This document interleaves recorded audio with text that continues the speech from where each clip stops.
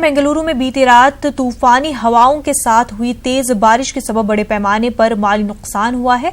बेशतर मकामात पर बिजली के खंभे और दरख्त जड़ से उखड़ गए। दरख्तों के गिर जाने से कई मकामात पर पार्क की गई गाड़ियों को बड़े पैमाने पर नुकसान पहुंचा है। कर्नाटक के नायब वजीर आला जी परमेश्वर ने बेंगलुरु के मुख्तलिफ इलाकों का दौरा करते हुए नुकसान का जायजा लिया।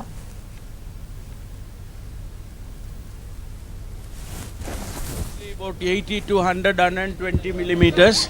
So there is some areas there is a damage as far as the power lines are concerned. Lot of trees have fallen.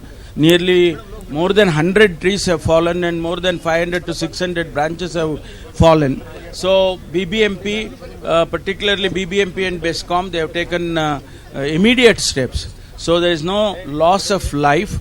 Naturally, the damage they are repairing. They are restoring the power lines. They are removing all the branches which have been fallen, and also trees. They are removing all the trees.